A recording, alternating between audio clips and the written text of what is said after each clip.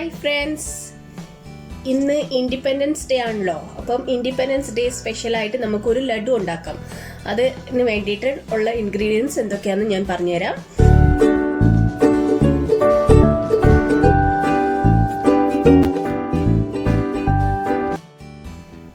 ഇതിനായിട്ട് ഞാനിവിടെ എടുത്തിരിക്കുന്നത് 2 കപ്പ് കടലമാവാണ്. അപ്പോൾ നിങ്ങൾ വിചാരിക്കും ഇവിടുത്തെ സാധനം എന്താണെന്ന്. ഇത് മൈദയാണ്. ഇത് 1/4 കപ്പാണ് എടുത്തിരിക്കുന്നത്. പിന്നെ വേണ്ടിയത് മുന്തിരിങ്ങ കുറച്ച് വേണം, പിന്നെ 3-4 ഏലക്കായും 4-5 ഗ്രാമ്പു വേണം. പിന്നെ ഞാനിവിടെ കളറൊന്നും ചേർക്കുന്നില്ല, അതിന് പകരം ഞാൻ മഞ്ഞപ്പൊടിയാണ് ചേർക്കുന്നത്. അപ്പം നിങ്ങൾ വിചാരിക്കും ഇതിനി ടേസ്റ്റ് വല്ല വ്യത്യാസം വരുമോ, മഞ്ഞപ്പൊടിയുടെ ടേസ്റ്റ് വരുമോ? ഒന്നും വരത്തില്ല, കുഴപ്പമൊന്നുമില്ല. നിങ്ങൾക്ക് കളർ വേണമെങ്കിൽ യൂസ് ചെയ്യാം. എൻ്റെ കയ്യിൽ കളർ ഇല്ല, അതുകൊണ്ടാണ് ഞാനിപ്പോൾ മഞ്ഞപ്പൊടി യൂസ് ചെയ്യുന്നത്. പിന്നെ കുറച്ച് പഞ്ചസാര, ഇത് നമുക്ക് ഏലക്കായും ഗ്രാമ്പും കൂടെ ഇട്ട് പൊടിക്കാൻ വേണ്ടിയിട്ടുള്ള പഞ്ചസാരയാണ്. പിന്നെ 2 ടേബിൾ സ്പൂൺ നെയ്യ് എടുത്തിട്ടുണ്ട്.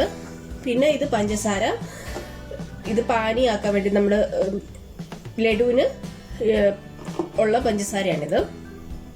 ഇത് നമുക്ക് പാനിയായിട്ട് ആക്കിയെടുക്കണം.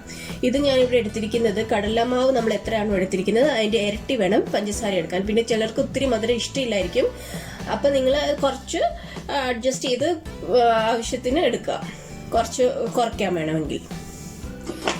പിന്നെ വറുക്കാൻ ആവശ്യമുള്ള എണ്ണ, വെജിറ്റബിൾ ഓയിലാണ് ഞാൻ എടുത്തിരിക്കുന്നത്. പിന്നെ വെള്ളം. പിന്നെ ഡാൽഡയിലൊക്കെ ചെയ്യുന്നവരും ഉണ്ട്. അപ്പം ഡാൽഡയിലൊക്കെ കുറച്ച് അത്ര ഹെൽത്തി അല്ലല്ലോ, അത് ഡാൽഡയിൽ വേണമെങ്കിലും ചെയ്യാം. അപ്പം ആക്ച്വലി നമ്മൾ ആ ഡാൽഡയിലൊക്കെ ചെയ്യുമ്പോൾ നമ്മൾ കടയിൽ നിന്നൊക്കെ വാങ്ങിക്കുന്ന പോലത്തെ ലഡു കിട്ടും. ഇവിടെ ഞാനിപ്പം വെജിറ്റബിൾ ഓയിലാണ് യൂസ് ചെയ്യുന്നത്. പിന്നെ വെള്ളം വേണം ഇത് കുഴച്ചെടുക്കാനായിട്ട്. ആദ്യം നമുക്ക് ഈ പഞ്ചസാര പാനിയാക്കി എടുക്കാം. ഇതിനായിട്ട് ഞാൻ പഞ്ചസാര ഇട്ട് കൊടുക്കുകയാണ്. ഈ പഞ്ചസാര മുങ്ങിക്കിടക്കുന്ന പോലെ വെള്ളം ഒഴിച്ചാൽ മതി, കൂടുതലാകാൻ പാടില്ല. ഇതാ കണ്ടോ, ഇപ്പം ഇത്രയും മാത്രം വെള്ളം ഒഴിച്ചു കൊടുത്താൽ മതി. ഇതിനി നമുക്ക് ഫ്ലെയിം ഓൺ ആക്കാം. ഇതിനി 1 നൂൽ പരുവമാവുന്നിടം വരെ നമുക്കിത് അലിയിപ്പിച്ച് എടുക്കണം. അതിന്റെ പരുവം ആകുമ്പോൾ ഞാൻ കാണിച്ചു തരാം. ഇപ്പൊ നമ്മുടെ ഷുഗർ സിറപ്പ് റെഡി ആകാറായിട്ടുണ്ട്. ഇതിനകത്തോട്ട് ഞാൻ കുറച്ച് ഒരു 2 തുള്ളി നാരങ്ങ നീര് ഒഴിച്ചു കൊടുക്കുകയാണ്. അല്ലെങ്കിൽ ഇത് എന്താന്ന് വെച്ചാൽ ഇത് പെട്ടെന്നങ്ങ് ക്രിസ്റ്റലൈസ് ആവും. അപ്പോൾ അതിന് വേണ്ടി തണുക്കുമ്പോൾ അതങ്ങ് പെട്ടെന്ന് കട്ട പിടിക്കാൻ തുടങ്ങും. അപ്പോൾ നമുക്ക് കുറച്ച് 2 തുള്ളി നാരങ്ങ നീര് ഒഴിച്ചു കൊടുക്കാം.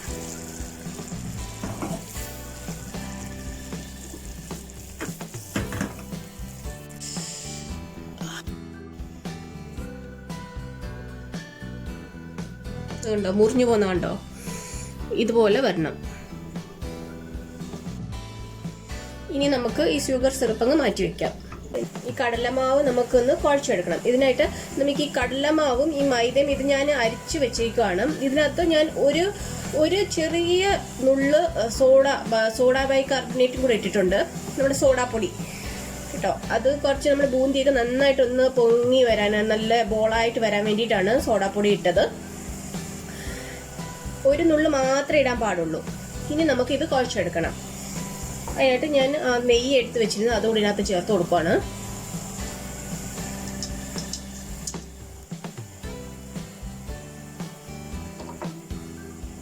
പിന്നെ മഞ്ഞപ്പൊടി കളർ കിട്ടാൻ വേണ്ടിയിട്ട് അതുകൂടെ ചേർത്ത് കൊടുക്കാം.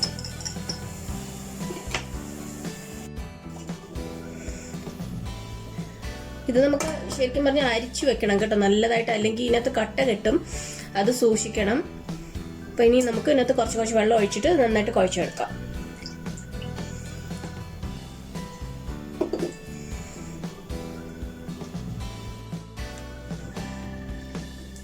അപ്പം ഞാനിത് നന്നായിട്ട് ഇതുപോലെ കുഴച്ചെടുത്തിട്ടുണ്ട്. ഇത് കണ്ടോ, ഇതിൻ്റെ കൺസിസ്റ്റൻസി ഇങ്ങനെ ആയിരിക്കണം. ഒരു റിബണൊക്കെ വീഴുന്ന പോലെ നമുക്ക് തോന്നും.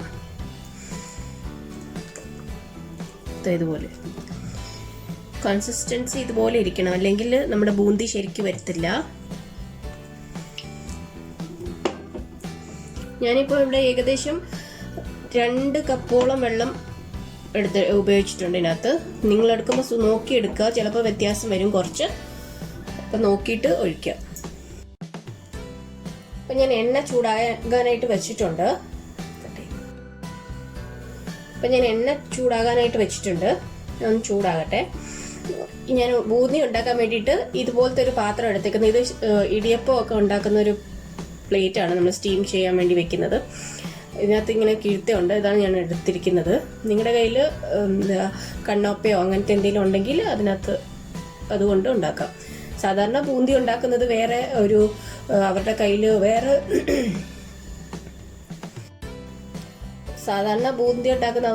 വേറെ ഒരു സൈസ് തവി പോലത്തെ ഒരു സാധനമുണ്ട്, നിറച്ചും കിഴുത്തയുള്ളത്. അത് ഇത്രയും വലുതായിരിക്കത്തില്ല, കുറച്ചുകൂടെ ചെറിയ ചെറിയ കിഴുത്തകളായിരിക്കും. അപ്പം നന്നായിട്ട് വരും. അപ്പം നമ്മുടെ കയ്യിൽ ഇതൊക്കെ ഉള്ളൂ, ഇപ്പം ഇതുകൊണ്ട് ഉണ്ടാക്കാം. ഇപ്പം എണ്ണ ചൂടായിട്ടുണ്ട്, നമുക്കൊന്ന് ഒഴിച്ചു നോക്കാം.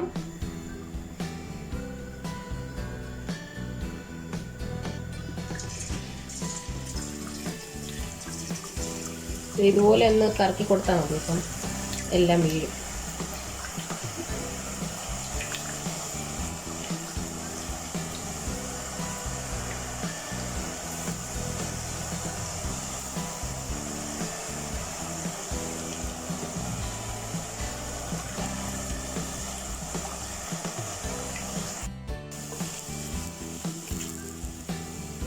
ഇതിങ്ങനെ വന്നെന്ന് വിചാരിച്ച് കുഴപ്പമൊന്നുമില്ല കേട്ടോ.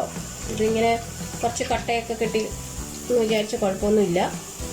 ലഡു നന്നായിട്ട് വരും. ഇതൊത്തിരി മൂക്കൊന്നും വേണ്ട, ഇതൊന്ന് വെന്ത് കിട്ടിയാൽ മതി.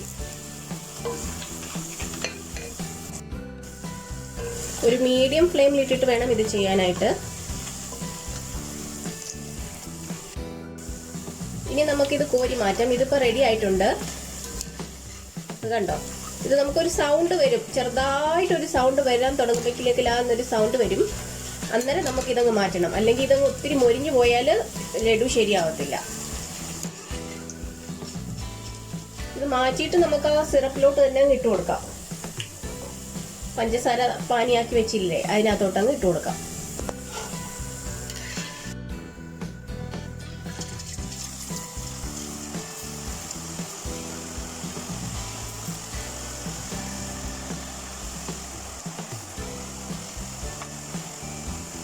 പഞ്ചസാര പാനിലോട്ട് ഇട്ടിട്ട് നന്നായിട്ടൊന്ന് ഇളക്കി കൊടുക്കണേ.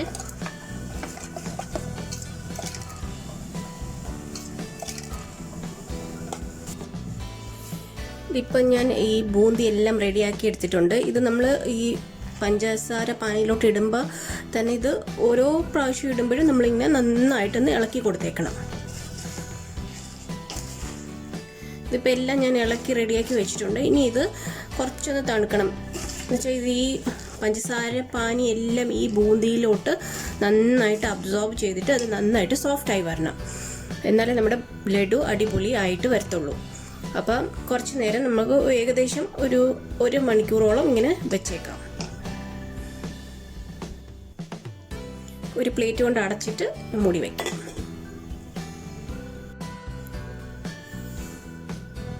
ഇനി നമുക്ക് ആ എടുത്ത് വെച്ചിരുന്ന പഞ്ചസാരയും ഏലക്കയും ഗ്രാമ്പും കൂടെ ഒന്ന് പൊടിച്ചെടുക്കാം.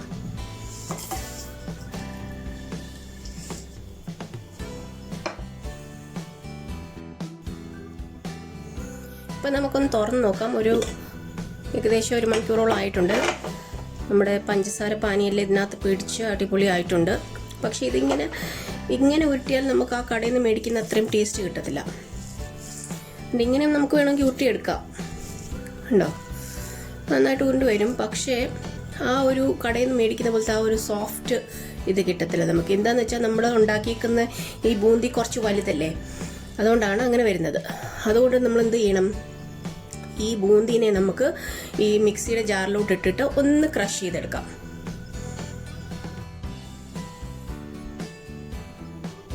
ഇപ്പം ഞാൻ ഇതെല്ലാം നന്നായിട്ട് പൊടിച്ചിട്ട് ക്രഷ് ചെയ്തെടുത്തിട്ടുണ്ട്. മിക്സിയുടെ ചെറിയ ജാറിലിട്ടിട്ട് 2-3 പ്രാവശ്യം പൾസ് ബട്ടണിൽ അടിച്ചാൽ മതി. അപ്പോൾ ഇതുപോലെ നമുക്ക് കിട്ടും. ഇങ്ങനെ ചെയ്യുന്ന നമ്മൾ ചെറിയ ബൂന്തി ആണെങ്കിൽ ഇങ്ങനെ ചെയ്യേണ്ട ആവശ്യമില്ല, നല്ലതായിട്ട് നമുക്കിങ്ങനെ ഇതാക്കി കിട്ടും. കണ്ടില്ലേ, ഇപ്പോൾ വലുതായിട്ടുള്ള ബൂന്തി ആയതുകൊണ്ടാണ് നമ്മളിങ്ങനെ ക്രഷ് ചെയ്തെടുക്കുന്നത്. ഇനി നമുക്ക് ചെയ്യാനുള്ളത്, നമ്മൾ എടുത്ത് വെച്ചിരുന്ന മുന്തിരിങ്ങയില്ലേ, അതങ്ങ് ഇട്ട് കൊടുക്കാം. കഴിഞ്ഞിട്ട് നമുക്ക് ഈ പഞ്ചസാര പൊടിച്ചതും ഇല്ലേ, അത് ഇട്ട് കൊടുക്കാം. ബൂന്തി നന്നായിട്ട് തണുത്തിരിക്കണം, അല്ലെങ്കിൽ ഈ പഞ്ചസാര പിന്നെയും ഉരുകി അതിനകത്ത് വെള്ളം പോലെ ആകും. അപ്പം അതൊന്ന് ശ്രദ്ധിക്കണം.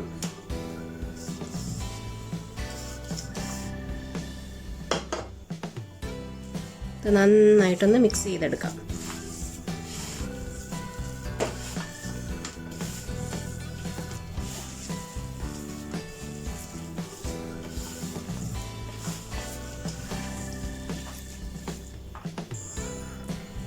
ഇനി നമുക്കിത് ഉരുട്ടിയെടുക്കാം.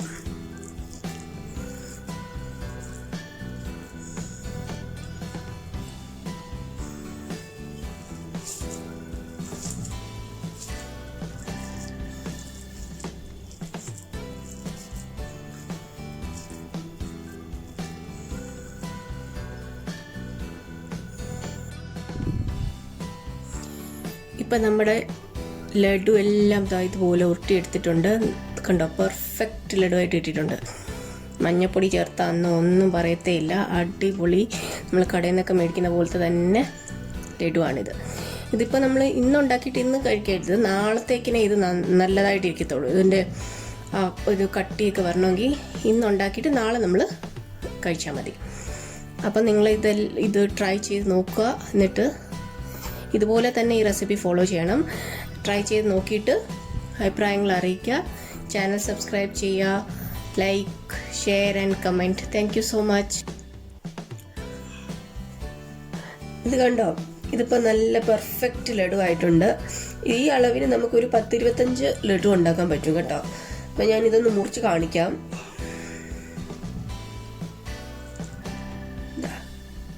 പെർഫെക്റ്റായി, നമ്മൾ കടയിൽ നിന്നൊക്കെ മേടിക്കുന്ന പോലത്തെ തന്നെ സെയിം ടേസ്റ്റും സെയിം ടെക്സ്ചറും എല്ലാം. അപ്പം നിങ്ങൾ ഇത് ട്രൈ ചെയ്ത് നോക്കണം കേട്ടോ.